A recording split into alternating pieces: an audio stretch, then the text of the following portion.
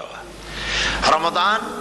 রমজান মুবারকে যারা নাকি সিয়াম সাধনা করে, আত্মত্যাগ করে, অর্থাৎ তিতিক্ষা, ত্যাগ এবং তিতিক্ষা করে, রমজান মুবারকে আল্লাহ পাক যেভাবে রোজা চান ওইভাবে যারা রোজা রাখে, তাদের সমস্ত গুনাহ সমূহকে আগুন যেমন আবর্জনাকে জ্বালিয়ে দেয়, রোজা যদি সঠিকভাবে কারো হয় তাহলে তার গুনাহগুলিকে এইভাবে জ্বালিয়ে ভস্ম করে দেয়। সুবহানাল্লাহ বিহামদিহি। এই রমজান আমাদের সামনে। আমি আমার আলোচনার শুরুতে আমি আপনাদের খেদমতে আরজ করতে চাই যে মাসটির মধ্যে আমরা প্রবেশ করতে যাচ্ছি, দুটি জিনিস আমাদের সামনে এখন। একটি হচ্ছে আমরা মাহে রমজানকে ইস্তেকবাল করতে যাচ্ছি, মাহে রমজান আমাদের সামনে। দোয়া করে নেই যে আল্লাহ পাক এই পবিত্র রমজানের সম্মান করার মতো তৌফিক আমাদেরকে দান করো, আর যেভাবে রোজা রাখলে পরে তুমি খুশি হও সেইভাবে আমাদেরকে রোজা রাখার তৌফিক দান করো, বলি আমিন। এটি হচ্ছে সর্বশ্রেষ্ঠ মাস আল্লাহ পাক মুসলমানদের জন্য দান করেছেন। আবারও বলি আলহামদুলিল্লাহ। কোরআন শরীফের মধ্যে আল্লাহ সমস্ত ইবাদতের কথা বলেছেন, কিন্তু ডিটেইলস আলোচনা করেন নাই। হজ করতে হবে, কিন্তু উকুফে আরাফা করতে হবে, রমিয়ে হেজার করতে হবে, রমিয়ে জেবার করতে হবে, তারপরে 7 বার তাওয়াফ করতে হবে, সাফা মারওয়া সাই করতে হবে। এগুলি কিন্তু কোরআন শরীফে আসে নাই, ডিটেইলস আসে নাই। নামাজ পড়তে হবে, কিন্তু জোহরে কয় রাকাত, আসরে কয় রাকাত, মাগরিবে কয় রাকাত, এই রাকাতগুলি কিভাবে বিন্যস্ত করতে হবে কোরআন শরীফে তা আসে নাই, বর্ণনা করা হয়নি। যাকাত দিতে হবে, কিন্তু কত টাকা হলে কত টাকা দিতে হবে, কত মন ধান হলে কতটুকু দিতে হবে, কত ছাগল হলে, কত গরু হলে, কত পরিমাণ সোনা হলে, কত পরিমাণ রৌপ্য মজুদ থাকলে যাকাত দিতে হবে, এর বিস্তারিত বিবরণ কোরআন শরীফে আসে নাই। চিন্তা হতে পারে যে তাহলে এগুলো আমরা পাইলাম কই? আমরা পেয়েছি কোরআনের ব্যাখ্যা হচ্ছে রাসূল করিম সাল্লাল্লাহু আলাইহি ওয়াসাল্লাম।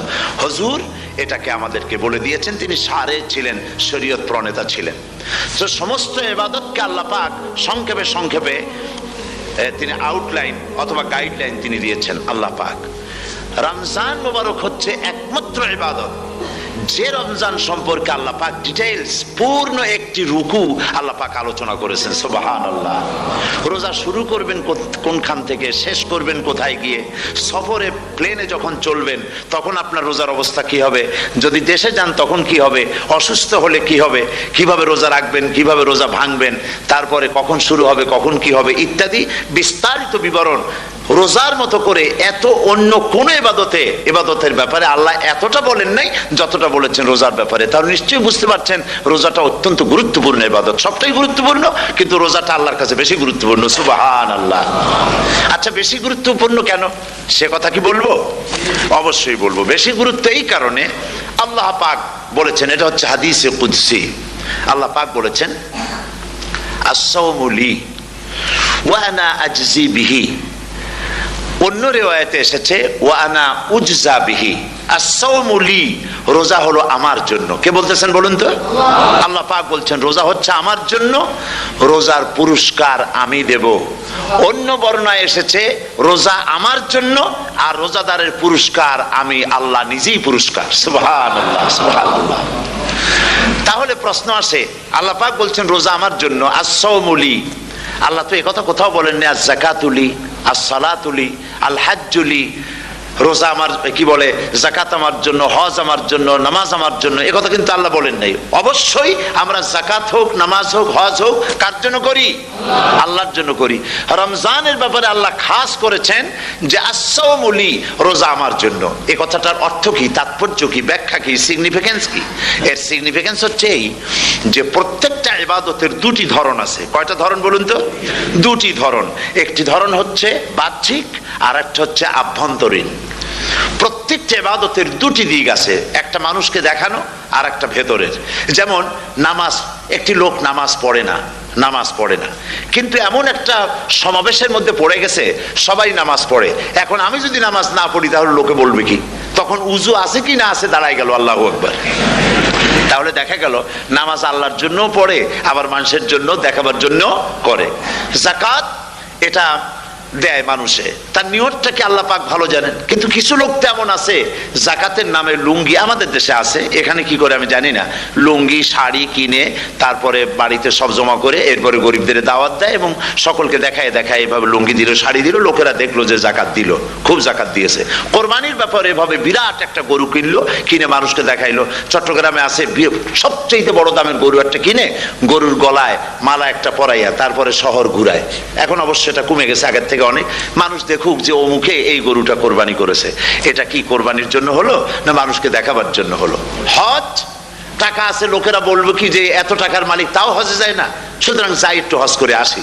তাহলে হজ করা গেল, আবার মানুষকে দেখাবার জন্য করলো, দুটি জিনিস আছে। কিন্তু একমাত্র রোজা, একমাত্র রোজা, রোজা যদি কেউ রাখে মানুষকে দেখাবার জন্য সকাল থেকে শুরু করে সন্ধ্যা পর্যন্ত না খাইয়া কোনো পাগলও থাকবে না। বলেন আপনারা ঠিক কিনা? সে তো মানুষকে দেখাবার জন্য দাঁত টাত পরিষ্কার করে নিল আর দুপুরে ভাত খাই নিল, বউতেও টের পাইল না। পারবে কিনা? পারবে। টয়লেটে গিয়ে খাই নিল ভালো করে, কোন একটা আড়াল জায়গা নিয়ে খেয়ে গেল, বাচ্চাও দেখলো না বউতেও দেখলো না, খেয়ে নিল, তাহলে সে তো রোজা রাখলো না। আল্লাহ পাক বলছেন আসসামুলি, রোজা হচ্ছে আমার জন্য, যে রোজা রাখে আমার জন্যই রাখে, মানুষকে দেখাবার জন্য সারাদিন না খাইয়ে থাকার কোনো প্রশ্নই ওঠে না। সুবহানাল্লাহ। সুতরাং রোজা যে রাখলো সে আমার জন্যই রাখলো। ওয়া আনা আজজি বিহি, রোজার পুরস্কার আমি আমার হাত দিয়ে দেব। সুবহানাল্লাহ, আমার হাত দিয়ে দেব। ম্যানেজার যদি বলে এই কাজগুলি করলে পরে বেতন, নির্ধারিত বেতন পাবা, আর এইটা যদি করো তাহলে বেতনটা আমি দেবো আমার হাত দিয়া, তাহলে এমপ্লয় যারা তারা বুঝতেই পারবে যে মালিক যখন নিজেই দেবে তাহলে ম্যানেজারের মতো দেবে না, মালিক মালিকের মতোই বড় করে দেবে। তো আল্লাহ পাক ফেরেশতাদের কাছে এটা রাখেন নাই, সব নাকি তোমরা লেখো গিয়া, আর রোজার সওয়াব আমার হাত দিয়ে আমি দেব। সুবহানাল্লাহ।